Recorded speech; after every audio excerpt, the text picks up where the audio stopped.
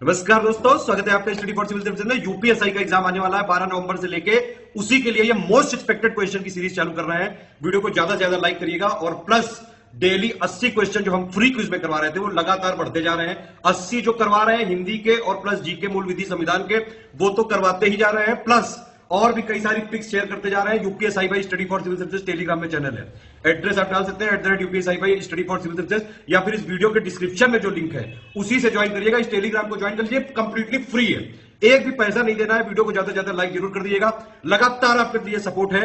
Last के 10 दिनों में लगातार इंपॉर्टेंट पिक्स और प्लस हिंदी, जो हिंदी 40 नंबर की आएगी यूपीएसआई वाली, उस पे फोकस करके 1 तो 40 की क्विज चल रही है, प्लस उसके अलावा पूरे दिन भर आप अपडेट देखते रहिए। इस चैनल पे फ्री वाला चैनल है एकदम, कई सारे अपडेट देते जाएंगे जो कि लास्ट के 8-9 दिन में मोस्ट एक्सपेक्टेड चीज है, जो आप पढ़ लो। सारे मोस्ट इंपॉर्टेंट पॉइंट हैं, सब कुछ इसमें बताया जा रहा है। एक हमने यूपीएसआई प्लेलिस्ट भी बना दी है स्टडी फॉर सिविल सर्विसेज की, उसमें जितने वीडियो दिए हुए हैं वो जरूर पढ़ लीजिएगा। संविधान जीके के लिए बहुत जरूरी है, ठीक है। कोई और कमेंट हो, कोई फीडबैक हो, कोई सजेशन हो तो प्लीज जरूर बताइएगा। भैया क्विज डेली करते रहो, पिछले 3 महीने से करवा रहे हैं, पिछला भी बैकलॉग क्लियर कर लो और लगातार इस चैनल को फॉलो करके रखिए। तो अगर आप स्टडी फॉर सिविल सर्विसेज को यूट्यूब में फॉलो करते हैं तो हमारा फ्री वाला टेलीग्राम चैनल जरूर ज्वाइन कर लीजिए। ये मेन चैनल है, इसको जरूर ज्वाइन रखिए। ये यूपीएसआई 2021 का जो एग्जाम आने वाला है उसके लिए चैनल बनाया गया। यहाँ पे फ्री क्विज पिक्स सब कुछ दिया जा रहा है, ठीक है। लगातार आप इसमें फॉलो करते रहिए, मीडिया सेक्शन में पिक्स देते रहते हैं, क्विज देते रह रहे हैं, लगातार हो रहा है। आप देखिए लगातार अपडेट देते जा रहे हैं मूल विधि से रिलेटेड। जो टॉपिक आप बोल दोगे इस वीडियो के कमेंट में, उस पर और बंपर रिवीजन करवाएंगे यहाँ पे। दोस्तों यूपीएसआई के एग्जाम के लिए, जो कि बहुत नजदीक आ चुका है, बस कुछ ही दिन बचे हैं, मतलब कुछ दिनों बाद है ही है, और किस शिफ्ट में आपका है वो आप समझ चुके होंगे। फिलहाल इसमें हम लोग क्विज के वीडियोस देख रहे थे। क्विज अगर आपको अटेंड करनी है तो आप चैनल ज्वाइन करके वहां से कर सकते हैं, अदरवाइज यहाँ वीडियो जितने भी पड़े हुए हैं उन्हें देख लीजिएगा। अब इस प्रश्न को शुरू करते हैं। पहला क्वेश्चन आपके सामने है और कहा जा रहा है कि इसमें से गलत की तलाश कीजिए। जो गलत दिया है उसको आपको खोजना है। तो नादिर शाह का दिल्ली पर कब्जा होता है, हमला नहीं। हमले की तारीख एक अलग होगी लेकिन कब्जा करने की तारीख दूसरी है, तो वो 1739 की है, ठीक। इसके बाद हेमू और अकबर के बीच में युद्ध होता है 1556, पानीपत का सेकेंड वार। बाबर और इब्राहिम लोदी के बीच में पहली लड़ाई होती है 1526 में, पानीपत का पहला युद्ध। और अहमद शाह और अब्दाली, माफ कीजिएगा, अहमद शाह अब्दाली और मराठों के बीच में ये युद्ध होता है। और ये युद्ध कौन सा था? पानीपत का तीसरा युद्ध था, उसकी तारीख है 1861, ठीक है। 1861 यहाँ दिया हुआ है। तो आप बताएं कि इसमें से गलत कौन सा है। तो गलत ये साफ साफ दिखाई दे रहा है, जो इसमें चौथा वाला है, अहमद शाह अब्दाली और मराठों के बीच में युद्ध होता है, वही गलत है। क्वेश्चन नंबर 2 को देखिए। सिखों के अंतिम गुरु कौन से थे?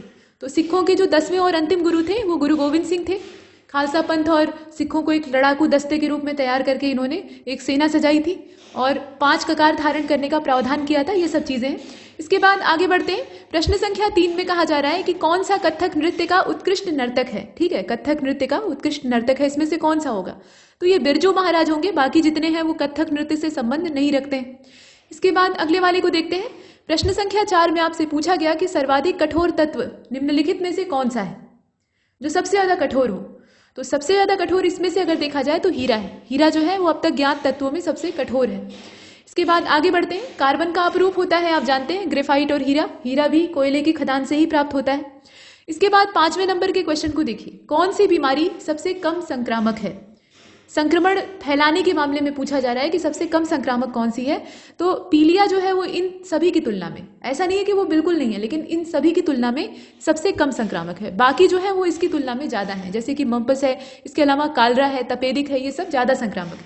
इसके बाद अगले वाले को देखते हैं। प्रश्न संख्या 6 में आपसे कहा गया कि भारत का पहला परमाणु संयंत्र निम्नलिखित में से कौन सा है? तो ये नरौरा है, कलपक्कम है, तारापुर है या फिर कोटा है। और इसका जो करेक्ट आंसर है वो इसमें तारापुर हो जाएगा, ठीक है। तारापुर सबसे पुराना है। इसके बाद आगे बढ़ते हैं। अंतरिक्ष में भेजा गया भारत का पहला उपग्रह कौन सा है? अंतरिक्ष में भेजा गया भारत का पहला उपग्रह कौन सा है? तो ये आर्यभट्ट होगा, ठीक है। आर्यभट्ट जो है ये सबसे पहले भेजा गया था। इसके बाद आगे बढ़ते हैं। प्रश्न संख्या 8 में कहा गया कि जब कोई वस्तु ऊपर से गिराई जाती है तो उसका भार क्या होता है? तो अपरिवर्तित रहता है। अब यहाँ ये नहीं कहा है कि वो स्वतंत्र रूप से गिराई जा रही है या उसको कंट्रोल में करके गिराया जा रहा है। तो यहाँ इसलिए इमेजिनेशन नहीं करनी है कि उसको फ्रीली नीचे छोड़ दिया गया है और वो नीचे गिर रही है। अगर वैसी कंडीशन होगी तब अर्थ का जो ग्रेविटेशनल फोर्स है वो यहाँ काम करेगा। असल में किसी भी वस्तु का भार जो W होता है वो m × g के इक्वल होता है। मतलब वस्तु का द्रव्यमान और जो पृथ्वी का गुरुत्वीय त्वरण है वो दोनों इसमें काम करते हैं, इसलिए प्रभाव तो पड़ता है। फिलहाल यहाँ जो कंडीशन है उसके हिसाब से अपरिवर्तित। इसके बाद 9वें वाले को देख लीजिएगा प्रश्न को। खाद्यान्नों के समर्थन मूल्य की खाद्यान्नों का जो न्यूनतम समर्थन मूल्य होता है जिसे कि आप एमएसपी कहते हैं, तो उसकी संस्तुति कौन करता है, रिकमेंडेशन कौन करता है, आपको बताना है। ये योजना आयोग का काम है या फिर मतलब जो बीत गया पहले का है, अब नीति आयोग उसकी जगह पे है। कृषि लागत और मूल्य आयोग करता है, कृषि मंत्रालय करता है या फिर सिंचाई मंत्रालय करता है। तो सिंचाई मंत्रालय क्यों करने लगा, यहाँ फसलों की बात हो रही है ना, तो या तो कृषि मंत्रालय होगा या फिर कृषि लागत और मूल्य आयोग होगा। तो यहाँ ये जो रिकमेंडेशन है, आप एक चीज इसमें गेस कर सकते हैं अगर आपको ना भी पता है, जितनी भी रिकमेंडेशन होती है वो किसी न किसी कमीशन के द्वारा की जाती है और उस पर कानून बनाना या फैसला लेना ये किसी मंत्रालय का हक होता है, ऐसे होता है। तो यहाँ पर ये आयोग होगा जो कि रिकमेंडेशन कर रहा है। इसके बाद आगे बढ़ते हैं, प्रश्न संख्या 10 को देखिएगा, किस तिथि को दिन और रात बराबर होते हैं, रात और दिन की जो अवधि है वो लगभग बराबर होती है, वो तारीख कौन सी है बताइए। अब देखिए इसका करेक्ट आंसर क्या हो जाएगा, बी वाला हो जाएगा, 23 सितंबर ये तारीख। इसके बाद अगले वाले को देखते हैं, प्रश्न संख्या 11 में पूछा गया कि तापी नदी, माफ कीजिएगा ताप्ती नदी, इसका उद्गम और अंत मतलब जहां पे ये जाकर गिरती है समुद्र में मिलती है वो स्थान आपको बताना है, साथ में जहां से इसका ओरिजिन है वो बताना है। तो आप देखें अमरकंटक और अरब सागर, मतलब अरब सागर में जाकर समाहित हो जाती है और अमरकंटक से निकलती है। बैतूल जिले से निकलती है मध्य प्रदेश में और खंभात की खाड़ी में जाकर गिरती है, वो भी पश्चिम ही हुआ। इसके बाद विंध्य और बंगाल की खाड़ी वाला पोर्शन सही है, वो तो सरासर गलत है क्योंकि ये पूर्व में गिरती ही नहीं है। पहली चीज जो हिंद महासागर का पोर्शन है मतलब दोनों तरफ का वेस्ट और ईस्ट वाला, उसमें जो वेस्ट वाला पार्ट है उसको हम लोग अरेबियन सी कहते हैं और जो ईस्ट वाला पार्ट है उसको बे ऑफ बंगाल कहते हैं। तो बे ऑफ बंगाल में ये गिरने वाली है नहीं। अब इसमें आप देखिए विंध्य और अरब सागर दिया हुआ है, तो देखिए इसका करेक्ट आंसर ताप्ती के विषय में अगर देखा जाए तो बैतूल जिला और खंभात की खाड़ी, बे ऑफ कॉम्बे, ठीक है, इसमें जाकर ये गिरती है। इसके बाद आगे चलते हैं, यहाँ पर गांधी जी के राजनीतिक गुरु कौन थे ये पूछा जा रहा है, तो ये तो कॉमन क्वेश्चन है, आप जानते ही होंगे इसका आंसर। करेक्ट आंसर क्या होगा, विनोबा भावे होने से रहे, यहाँ हो जाएगा गोपाल कृष्ण गोखले, राजनीतिक गुरु, जहां से इन्होंने राजनीति की प्रेरणा प्राप्त की थी। इसके बाद अगले वाले को देखते हैं, वंदे मातरम किस पुस्तक से संबंधित है। वंदे मातरम जो हमारा राष्ट्रीय गीत है वो संस्कृत भाषा में लिखा गया है और उसका सिर्फ एक पद या एक पैराग्राफ ही हम लोग गाते हैं, ठीक है। जितना वंदे मातरम आधिकारिक तौर पर गाया जाता है वो पूरा गाना नहीं है, पूरा गीत जो है वो तो लंबा है, संस्कृत के श्लोक की तरह से लिखा गया है। तो वो आनंद मठ से लिया गया है जो कि बंकिम चंद्र चट्टोपाध्याय की रचना है और वो सन्यासी रिबिलियन पर आधारित है, सन्यासी विद्रोह जो कि प्राचीन समय में शुरू हुआ था। प्राचीन समय का मतलब जब अंग्रेजों का गुलाम ये धरती थी उस समय स्टार्ट हुआ था। और मजे की बात ये थी कि नाम था सन्यासी विद्रोह लेकिन इसमें दोनों ही धर्मों के लोग इन्वॉल्व थे, मतलब इस्लामिक लोगों का भी सपोर्ट था। इसके बाद आगे चलते हैं, तो जो सन्यासियों का दस्ता था वो वंदे मातरम का जो गीत था उसको गाते हुए चलता था। इसके बाद अगले वाले को देखते हैं, 14 नीति निर्देशक सिद्धांत जो कि हमारे संविधान का हिस्सा है, तो ये क्या है, मतलब इनके विषय में क्या हम कह सकते हैं, ये वाद योग्य है, यानी न्यायालय में इनको चुनौती दी जा सकती है, ये वाद योग्य नहीं है, मौलिक अधिकार की श्रेणी में आते हैं या फिर कुछ नहीं है। तो नीति निर्देशक सिद्धांत मूल रूप से क्या है, ये राज्यों के लिए एक कर्तव्य बोध है, ठीक है। राज्य को किस सिद्धांत पर काम करना चाहिए, कैसे पब्लिक वेलफेयर में उसे कदम उठाने चाहिए और किस किस दिशा में उसे ज्यादा काम करने की आवश्यकता है, वो सब इसमें वर्गीकृत किया गया है। डीपीएसपी में यही सब है। तो इसमें से कौन सा होगा फिर, 14 का बी वाला हो जाएगा। ये वाद योग्य नहीं है, बाध्यकारी भी नहीं है। हाँ, राज्य इनको कानून बनाकर चाहे तो बाध्यकारी बना सकता है, लेकिन जब तक ये कानून नहीं है, अपनी मूल अवस्था में है, तब तक ये बाध्यकारी नहीं। इसके बाद अगले वाले को देखते हैं, 15 निम्नलिखित में से कौन सा मौलिक अधिकार नहीं है। देखिए, व्याख्यान की स्वतंत्रता का अधिकार, संवैधानिक प्रतिकार का अधिकार, समानता का अधिकार, संपत्ति का अधिकार, बताइए। तो संपत्ति का अधिकार ये मूल अधिकार की श्रेणी से बाहर कर दिया गया है ना। इसे पहले ये मूल अधिकार की श्रेणी में था लेकिन अभी क्या हुआ है, अभी ये बाहर हो गया है, तो इसी को निकाल लेंगे इसमें से। इसके बाद अगले वाले को देखते हैं, 16वां व्यक्तिगत स्वतंत्रता के अधिकार के लिए निम्नलिखित में से कौन सी रिट याचिका दायर की जा सकती है। मैंडेमस दायर किया जा सकता है, जो सुप्रीम कोर्ट और हाई कोर्ट के अधिकार क्षेत्र में आने वाली रिटें हैं उनको एक बार पढ़ लीजिएगा, ये तो आपके कानूनी क्षेत्र के लिए भी मददगार है, ठीक है। इसके अलावा को वारंटो है, हैबियस कॉर्पस है और सर्सियरी है, बताइए इसमें से कौन सा होगा। तो क्वेश्चन नंबर 16 का जो राइट आंसर है वो हो जाएगा हैबियस कॉर्पस, ठीक है। हैबियस कॉर्पस जो है उसके तहत रिट जारी की जा सकती है या याचिका दायर की जा सकती है। इसके बाद अगले वाले को देखते हैं, उपराष्ट्रपति का चुनाव किसके द्वारा किया जाता है। तो ये राज्यसभा के जो सदस्य होते हैं उनके द्वारा किया जाता है और राज्यसभा का ये सभापति भी होता है। नेक्स्ट क्वेश्चन नंबर 18, संसद की लोक लेखा समिति, संसद की जो समितियां हैं, संसदीय समितियां, उनको भी देख लीजिएगा। तो संसद की जो लोक लेखा समिति, अब देख लीजिएगा यहाँ कहा जा रहा है और परीक्षा सिर पर आ गई है, तो इसका मतलब ये नहीं है कि आप नए सिरे से किसी किताब को उठाएं और पढ़ने बैठ जाएं। जो आपने पढ़ा है उसमें से जो जो एरिया आपसे कहा जा रहा है कि देख लीजिएगा, या टेलीग्राम चैनल पर ही कुछ मटेरियल पोस्ट किया जा रहा है, तो उस एरिया को रिवाइज कर लीजिएगा, एक बार नजर डाल लीजिएगा, ये कहने का मतलब।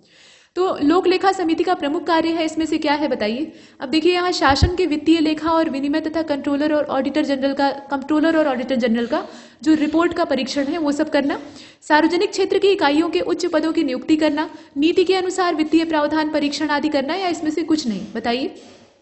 और 18 का जो राइट आंसर है वो इसमें ए हो जाएगा।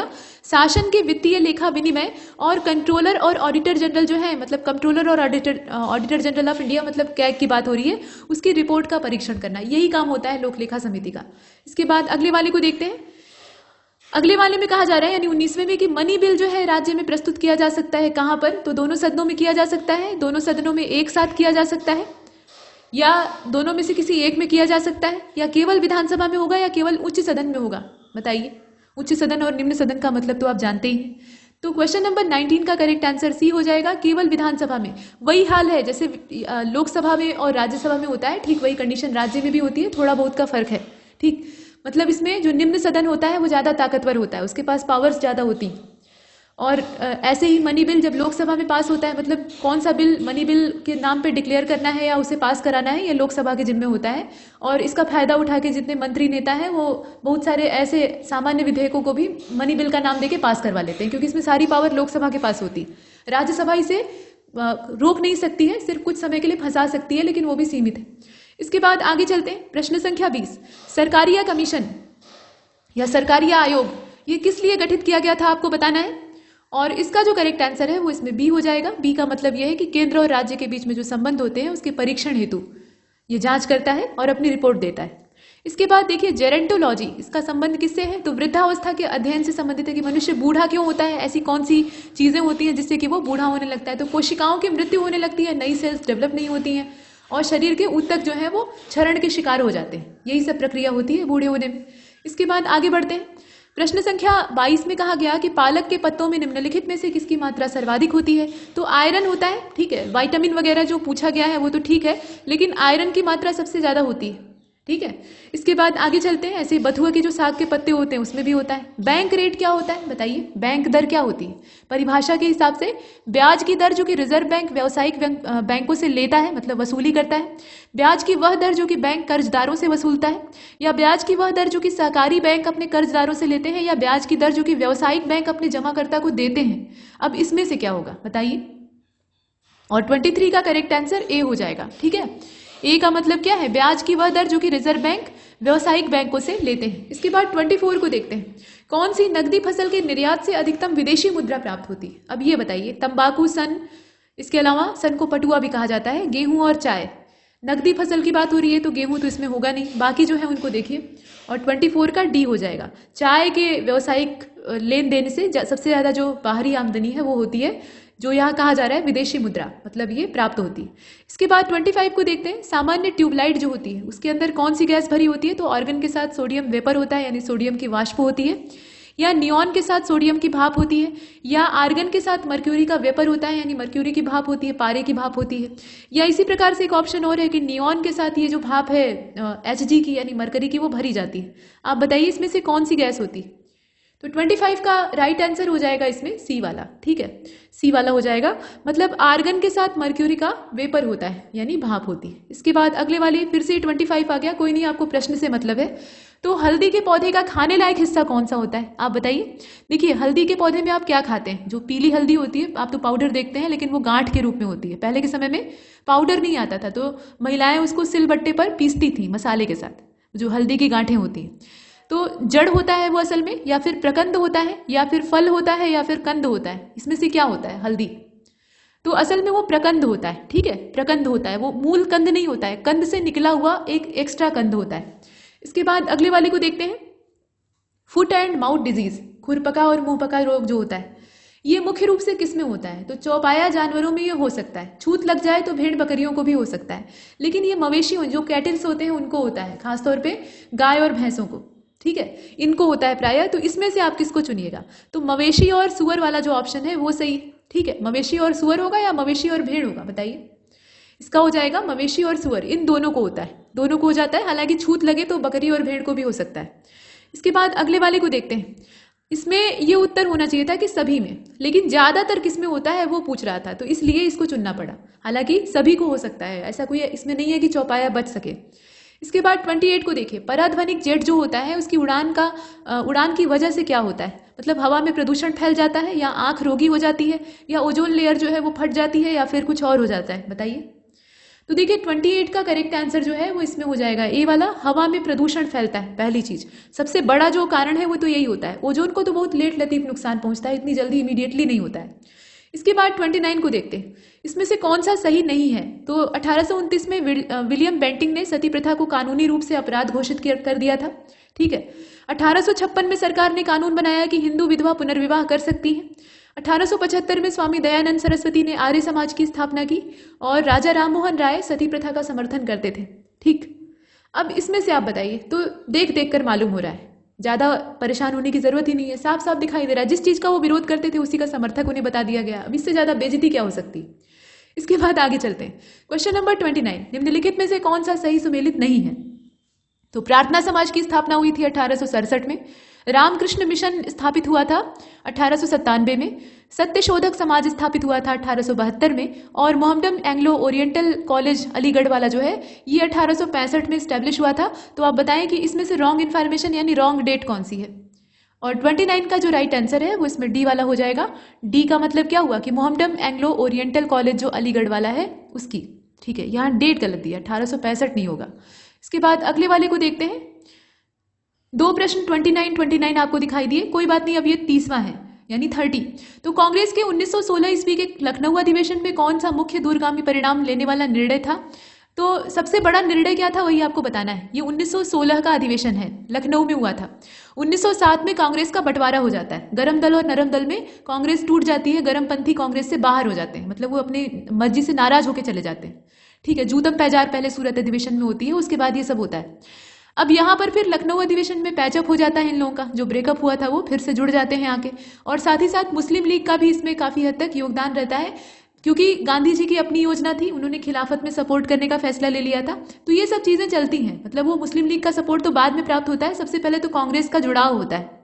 मुस्लिम लीग तो तब सहयोग में आती है ना जब गांधी जी खिलाफत में सपोर्ट करते हैं मुस्लिमों को, और उसके बाद फिर ये असहयोग आंदोलन में भाग लेने के लिए तैयार हो जाते हैं, तो वो अलग चीज है। अब यहाँ बताइए, मुस्लिम लीग के पृथक निर्वाचन क्षेत्र की मांग को स्वीकार कर लिया गया था, ये एक बात।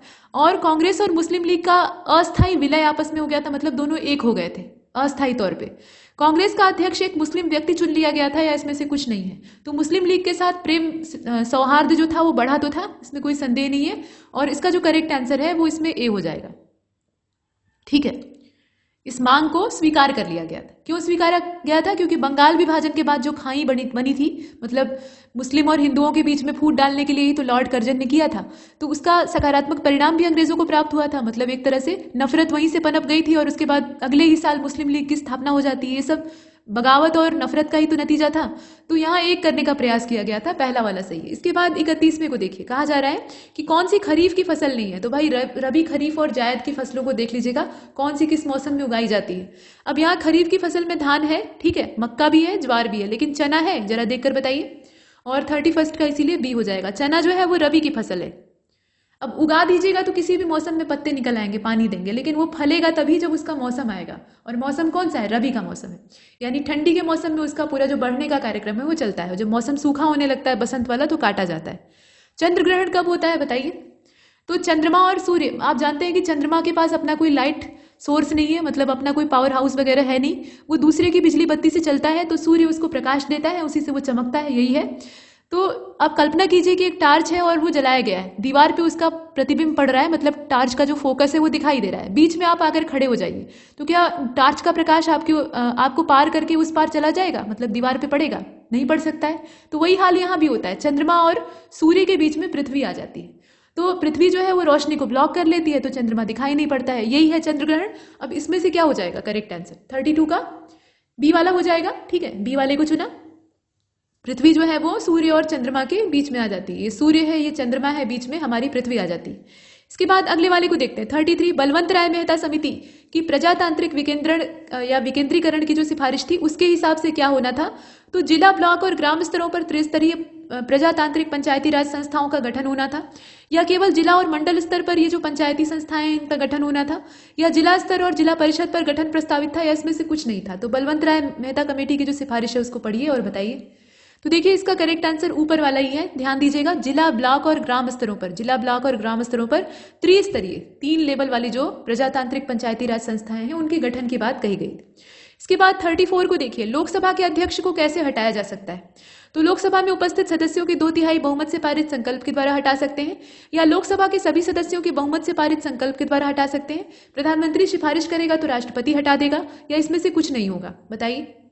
तो 34 का करेक्ट आंसर बी हो जाएगा, यानी लोकसभा के सभी सदस्यों के बहुमत से पारित संकल्प के द्वारा इसको हटाया जा सकता है, लोकसभा का जो स्पीकर है।